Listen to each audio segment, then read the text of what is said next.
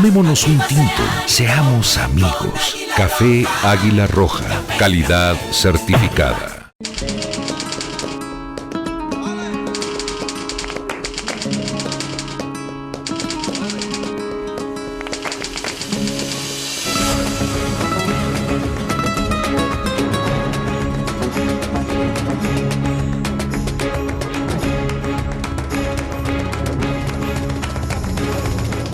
Hola, muy buenas. Bienvenido nuevamente al canal 2, el canal de nuestra gente. Y como lo prometido es deuda, y anuncié que el padre Samuel iba a tener un nuevo programa con nosotros, pues aquí felices los dos, contentos los dos. Una última pregunta y entramos en lo que, como dirían nuestras abuelas, entramos en lo que tenemos que entrar. Así es. Que fue una obra escrita por usted y ahora vamos a desmenuzarla. Pero el ser religioso, el haber escrito algo que para los ignorantes, y me coloco en primer lugar, cuando ahí me enseñaron que Dios daba la vida y era Dios quien la quitaba, nunca me hablaron de eutanasia. Pareciera que en ese momento pues como que era un temor, ¿cómo así? Quitarnos la vida, porque sufrimos, etcétera, etcétera. Padre, ¿qué lo movió a usted, Padre Samuel, a escribir este libro? Hace 25 años escribí un artículo cortico, como página y media, sobre la muerte digna. ¿En un periódico o dónde lo escribió? En una revista que nosotros teníamos, Optantes, y la estuve estos días mirando de lo que había escrito a lo que hoy tuve que escribir. ¿Tuvo que corregir algo de lo que escribió con lo que hoy es? Hay cosas que uno madura en el pensamiento y claro. No, lo digo cambia. porque yo escribo en el periódico, entonces puedo escribir hoy y mañana me levanto y digo, pero esto no puede ser, esto no puede escribirse. Y el cerebro es cambiante, entonces te va diciendo, pero mire, corrija, haga y sale cosas nuevas. Claro, y la segunda parte es porque terminada mi formación filosófica y teológica, siempre me gustaron los temas éticos y bioéticos y siempre me he inclinado a estudiar eso, a estar cerca. Padre, defíname lo ético. ¿Tiene que ver con la moral? Claro. Son dos términos muy cercanos. La ética, lo digo aquí porque es un programa que muchas personas lo están viendo y de pronto no tienen esos elementos filosóficos. La ética es la reflexión sobre la moral. Entonces, ¿qué es lo que la ética hace? Una reflexión de la moral. Y la moral, como su nombre lo dice, mos moris, pues es la costumbre, es lo que hacemos. Y siempre en nuestra vida hay algo muy bonito de la moral que lo aprendí, porque la moral tiene mala reputación. Cuando nos hablan de moral, pensamos, aquí me están poniendo leyes, me están poniendo... No. La moral es una indagación del ser humano en búsqueda de la felicidad. O sea, toda persona que busca no solamente el bien, sino ser feliz, eso es una cuestión grandiosa, esa es la moral. Pero es que usted me obliga a seguirle haciendo preguntas. ¿Y qué es la felicidad? La felicidad tiene grados. Y yo estoy muy seguro que en su vida y en su en su trayectoria profesional y de trabajo, hay unos niveles que generan gratificación, alegría, que uno dice, como cuando uno ha hecho una obra muy linda, dice, tengo el deber, la satisfacción del deber cumplido. Del deber cumplido. Y nadie te regala eso, tú eres el único que lo vives. Y también si uno tiene afición por algo, el equipo de sus simpatías gana. Total. Dice, me siento feliz, etcétera, Sin entrar en cuestiones políticas, claro. Pero cada uno yo veo ciertos... Entonces hay grados de felicidad, pero hay grados de mayor felicidad, que es lo que Santo Tomás pone, que el último grado para nosotros los católicos, los cristianos, es la bienaventuranza. Que un día yo pueda estar... Después de la felicidad viene la bienaventuranza. Es la bienaventuranza. Después de la felicidad. Por eso... O sea, no es el sumo, no es el nirvana. No hablemos porque podríamos confundir a los televidentes, a los que nos siguen. Claro, porque generamos nirvana, reencarnación, venimos a otros temas que se nos salen. Y la encarnación ni la ni cuestiones del nirvana tienen que ver con la Bueno, eutanasia. no tiene nada que ver de acuerdo al criterio suyo de quien ha escrito el libro. Total. Pero entonces, ¿la reencarnación existe o no? La reencarnación es una cuestión y un constructo realmente que algunas religiones lo tienen, uno respeta eso. Para allá voy. Nosotros tenemos la resurrección y es que Cristo ha resucitado y se nos da ya una prenda total en la historia humana de un regalo que tenemos, que es la transformación humana y un día ponernos de cara a Dios en esa resurrección. O sea que hay otra vida Claro después que de sí. la muerte. Dice una de las plegarias eucarísticas cuando, por ejemplo, yo celebro y cuando acompaño en el momento que alguien muere, la plegaria dice, es una transformación. No es simplemente un acabamiento, porque en nosotros es una transformación. De acuerdo, pero suena fácil, pero hacerlo más entendible, ¿cómo nos lo puede explicar usted? Bueno, aquí se une al tema de la muerte y de la eutanasia, porque ahí están cerca. Nosotros tenemos una finitud y justamente cuando construí mi obra, hablé con el escultor Juan José Cobos, que fue el que hizo la obra del Santísimo en Bucaramanga, en Florida Blanca, y entonces hablamos un poco de los temas de la muerte. Y finalmente, para mi libro, hizo un óleo muy bello y le pusimos Memento Mori, que es lo que está ahí Es esto, ¿no? en esta, sí, Memento Mori. Yo la voy a mostrar. Y es una frase latina antigua, Ahí pero también Diego debe estar viéndola, ¿no? Memento mori. Memento Mori, que significa recuerda ¿Verdad que que morirás? morirás. Y es nuestra condición humana. Y nadie puede negarse a ese nivel, a esa frontera que todos nosotros Allí la pasamos. tiene, mire, ahí está. Memento Mori, ahí está. Perfecto. Y hay una frase muy linda que está, el sentido de que todos tenemos que reconocer nuestro proceso de morir. Y para nosotros la muerte es muy seria, porque es un paso que debemos hacer, porque nuestra vida terrena aquí acaba. Pero hay una dimensión trascendente donde Dios nos acoge y nos transforma, dándonos esa prueba directamente de la resurrección. Déjeme, le toco el corazón. ¿Se puede uno alegrar entonces cuando está próximo a la muerte? Si pensamos como usted lo está definiendo, que se acerca a Dios. Justamente hay una parte de los capítulos que yo trabajo, en el segundo capítulo, nuestra condición humana no solamente es de encontrarnos con todas estas realidades existenciales, especialmente el de la muerte, sino el sentido educativo que tenemos a nosotros. Y a nosotros nunca nos han enseñado sobre la muerte y cuándo debemos morir. Y yo hablo de la educabilidad sobre el proceso de morir. Cuando usted dice cuándo debemos morir, Claro, porque ¿eso tiene alguna fecha? ¿Tiene algún compromiso? no como yo lo planteo, A porque ver. estaríamos planteando entonces la eutanasia. Yo veo que va hilando muy bien, porque eso es lo que nos muestra incluso una sociedad hoy, cuando usted desea morir. Y queremos incluso suprimir un poco el sentido del dolor, porque el dolor es constitutivo al ser humano, como la alegría, la tristeza, Sí, padre, son pero sí. momentos. Sí. Pero lo que pasa son los excesos, y hay excesos que entonces nosotros tenemos que mirar. Y a nosotros, nunca de pequeños, ¿quién nos ha hablado sobre el sentido educativo de la muerte? ¿Cierto que no nos hablan? No, Uno se enfrenta a ha esa sido- una realidad, sea porque un familiar se va, o porque estamos próximos y ahí sí entonces tenemos miedo, como lo dice el argot popular, a la pelona, ¿no? Sí. Porque nos puede llegar y entonces yo me voy. Me pareció, porque estuvo en un momento también cuando yo iba terminando de escribir este libro, lo de la pandemia.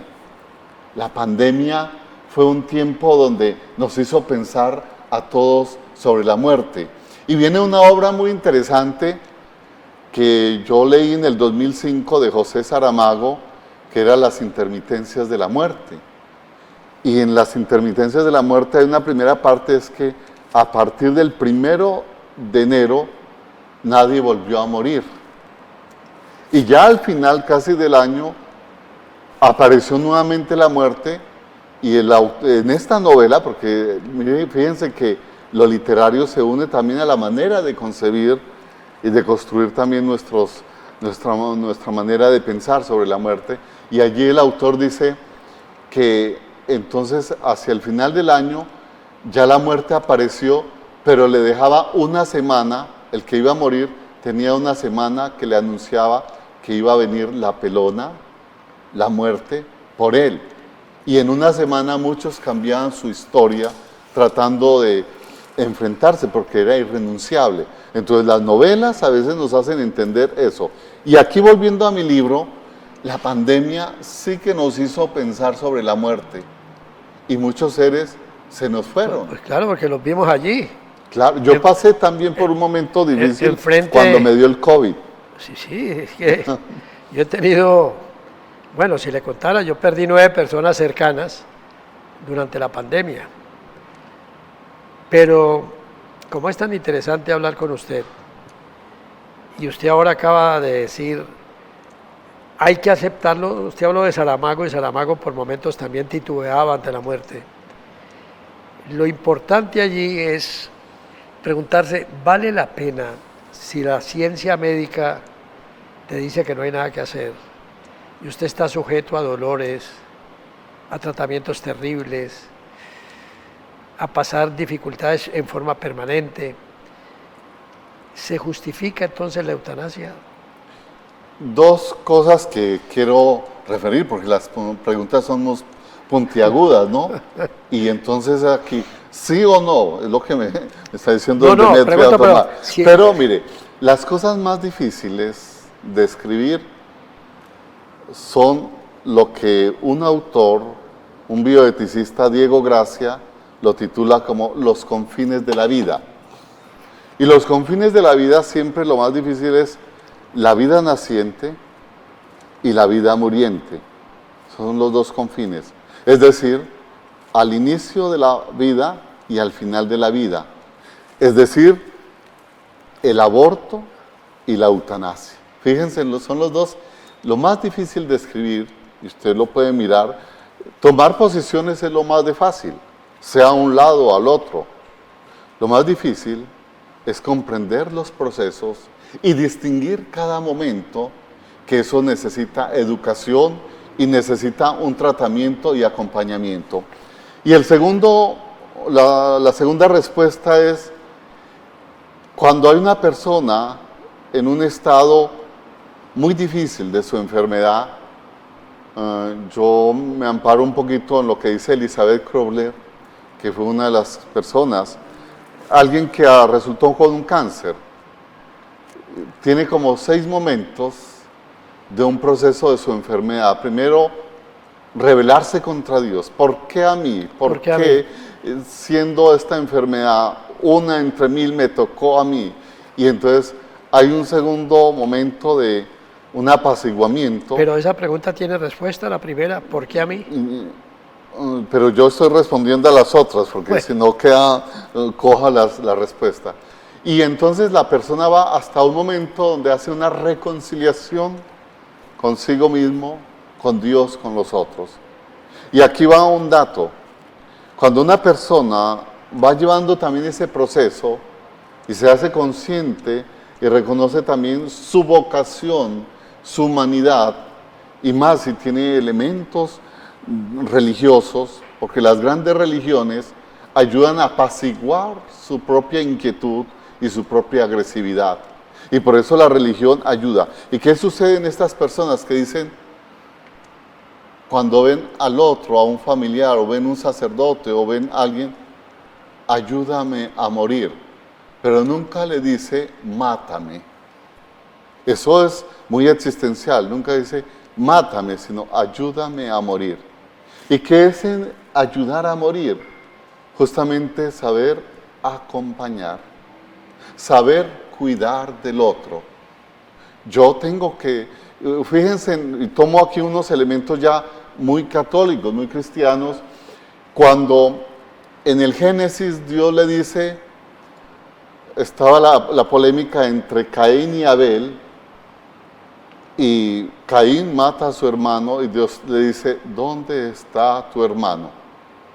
Yo creo que en la vida el hombre, quitándole ya toda la fe, por el hecho solo de existir está en un medio social, en una comunidad, y yo debo dar cuenta también de mi hermano. Segundo elemento, el tema que también nos ayuda a entender la pandemia sobre el cuidado. Cuando escuchamos, si tú me cuidas, yo te cuido, había una correspondencia. Y lo del cuidado es tan antiguo y hoy tiene una trascendencia muy grande, y hay obras muy lindas, muy bonitas, que traen los padres de la iglesia y que ponen con claridad lo que significa el cuidado.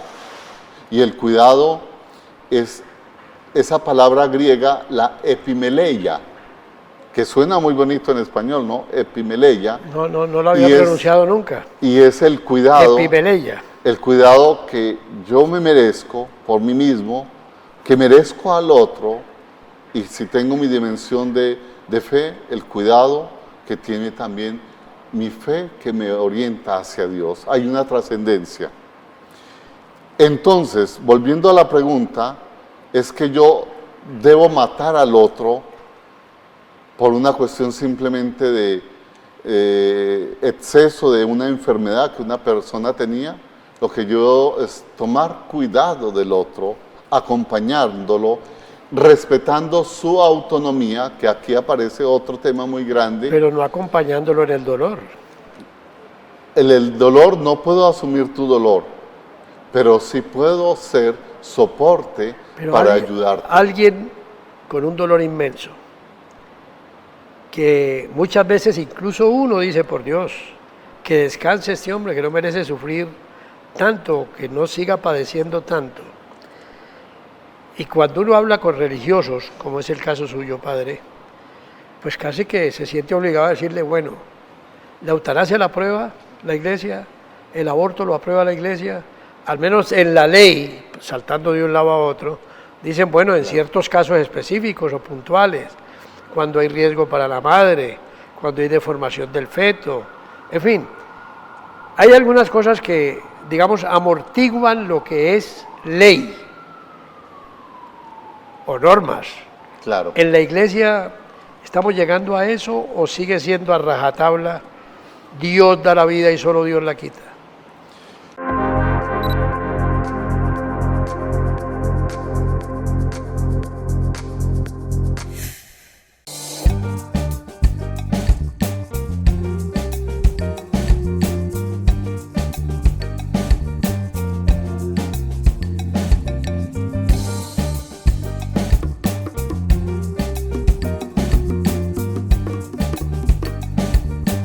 Aprovecha esta última oportunidad. Paga tu impuesto predial 2023 con el 15% de descuento si solo debes la vigencia actual, o con el 10% de descuento si debes vigencias anteriores. Hasta el 30 de noviembre. Tomémonos un tinto, seamos amigos. Café Águila Roja, calidad certificada.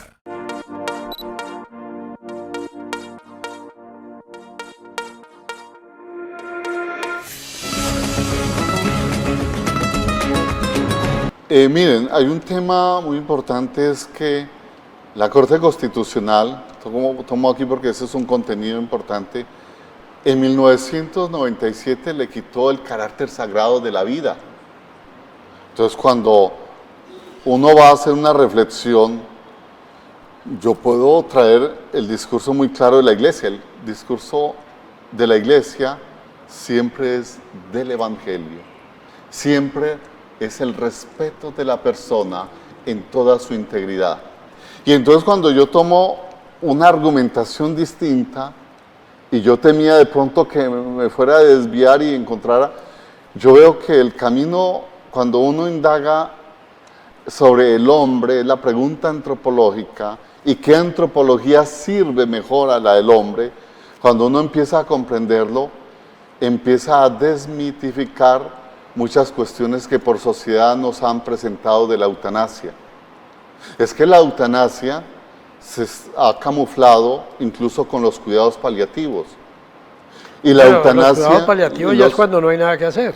Es que los cuidados paliativos ayudan a una persona a mitigar el dolor.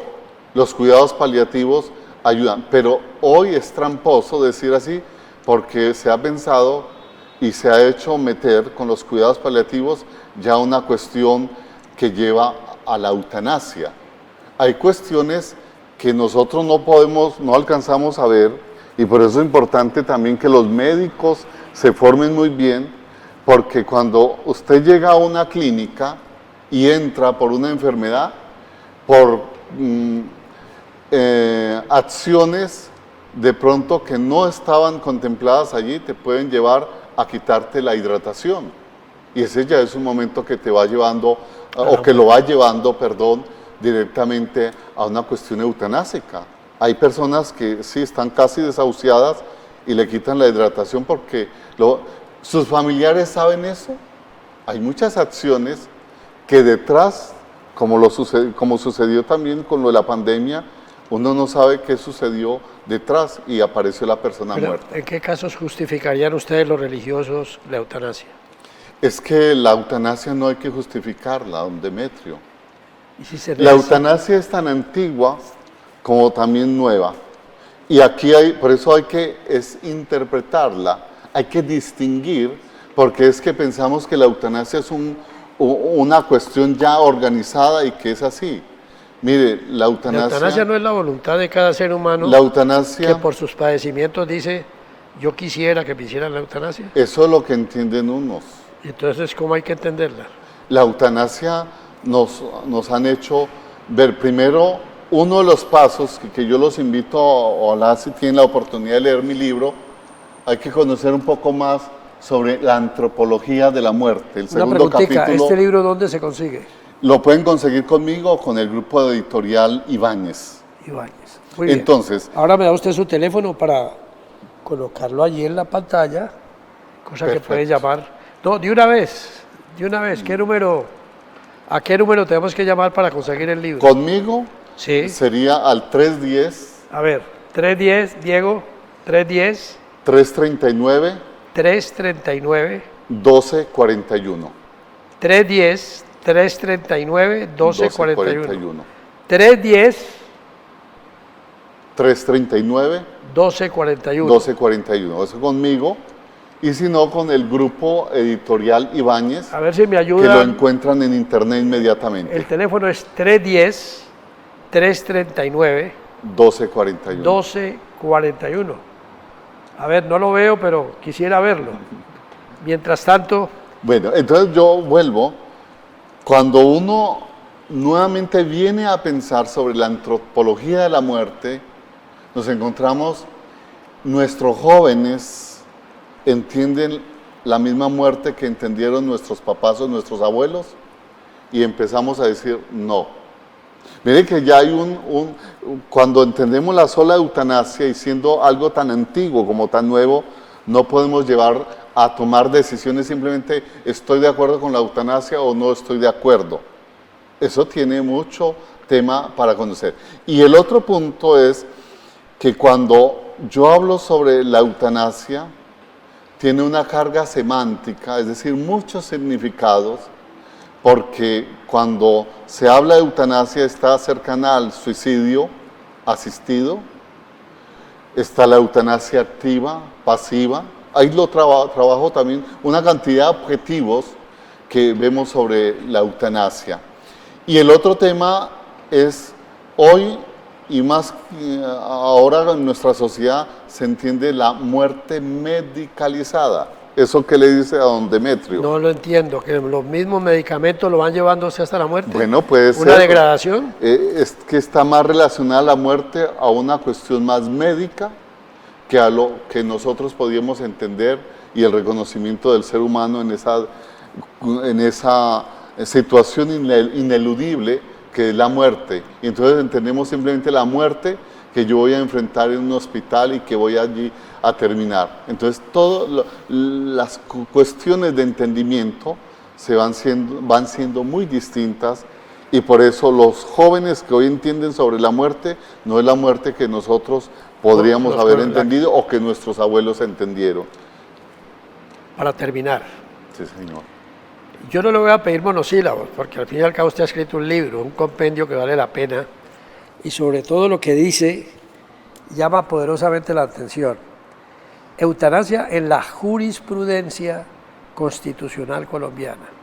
Se mete usted en la parte jurídica, se mete usted en la parte, digamos, donde la ley es la que tiene interpretaciones, pero si yo le dijera, usted como enviado de Dios, representante de Dios en la tierra, ¿está de acuerdo con la eutanasia? Bien, está una pregunta así llena. Yo creo, y creo en el don de la vida, y creo que la vida nace como también muere, y tiene todo su proceso. ¿Qué debo hacer? Es respetar ese proceso, acompañar el proceso. Y si tengo mi firme convicción en Dios, Dios va a hacer, siempre hace una obra buena para el ser humano. Pero no la he entendido. Si usted está invadido por el dolor, la ciencia médica dice que no hay nada que hacer. El dolor mismo ya es relativo. El dolor que tal vez muchas personas han sufrido por un desplazamiento injusto, pueden tener 3 personas la misma situación y su dolor es distinto. En la vida de la enfermedad, en cuestiones bioéticas y médicas, el dolor tendríamos que mirarlo también en las cuestiones psicológicas, en la persona, en su carácter. Es un misterio, cada persona es un misterio. Lo que tenemos, y si lo constatamos, como diría Laín Entralgo, hay unos excesos y hay unos vacíos. ¿Qué es? Por ejemplo, la enfermedad es un vacío de salud. Y la enfermedad no es la misma para todos. 3 personas con un cáncer terminal, y las 3 personas pueden tener el mismo cáncer en el mismo órgano, y las 3, su dolor no va a ser el mismo. Sí, sí, claro, porque no todos soportan el dolor. Hay unos que lo soportan en mayor o menor grado. Pero, ¿queda admitida la eutanasia por la Iglesia? No, la eutanasia es reprensible siempre por la Iglesia. Y aquí yo traigo en la página 284 algo muy bonito, dice: vivir con dignidad el proceso de la muerte. Y ahí lo explico por qué. Justamente porque... Tenemos un minutico adicional, ¿puede leerlo? Sí, dice: la expresión vivir con dignidad el proceso de la muerte no contiene por ninguna forma la modalidad del suicidio asistido o la eutanasia, más bien presenta elementos que potencian las condiciones para mejorar la calidad de vida de cada ser humano. Además, en mi consideración, abre la oportunidad para reclamar derechos prestacionales orientados para favorecer a las personas en su estado de vulnerabilidad y enfermedad terminal. Cuando hablo de derechos prestacionales, que tiene que ver directamente ese capítulo del derecho, nuestra Constitución dice que directamente es potencia defensora de la vida, porque esa es nuestra Constitución, y toda Constitución es defensora de la vida. Pero cuando uno va a ver que en la parte de la dignidad, supuestamente las personas deben de tener educación, salud, que deben de tener comer a diario, cuando lo ha hecho un Estado social de derecho y ha generado esos alcances.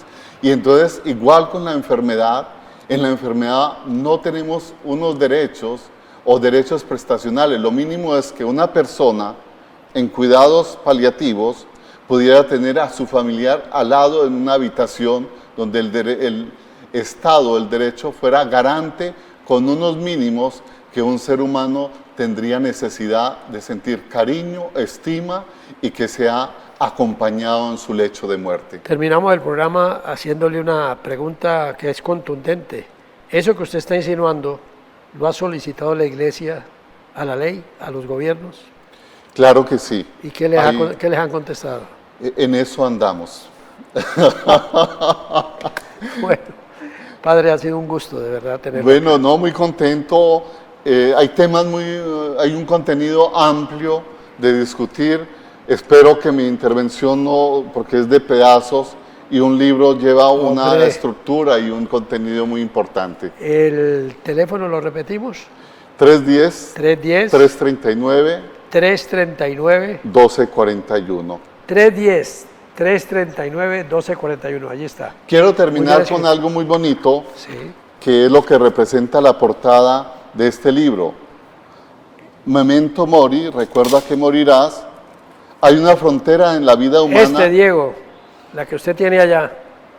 Hay una frontera en la vida humana que le hace recordar su vulnerabilidad vulnerable, la muerte. Su humanidad vulnerable. Sin embargo, la existencia trasciende a una transformación que indaga siempre el misterio sin suprimir de manera anticipada la vida. No es que vamos a anticipar entonces porque me quiero morir, sino ser consecuente que la vida es también en Dios y que Cristo es la vida, el camino y la vida para todos nosotros. Otros podrían decir, nacemos para morir. Todos. Y esa es una constatación. Léase mi libro, se lo recomiendo. Vale. Por hoy nos vamos. Bueno, que tengan una feliz tarde o noche, estén donde estén.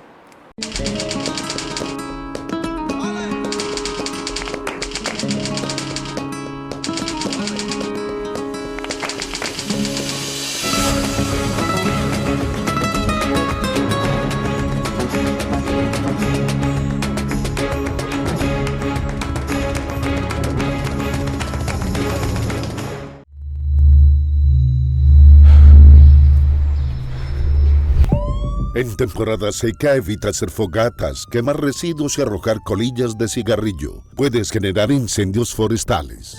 Reporta estas acciones en las líneas 123 y 119. Con la seca no se juega. Cuidemos la vida.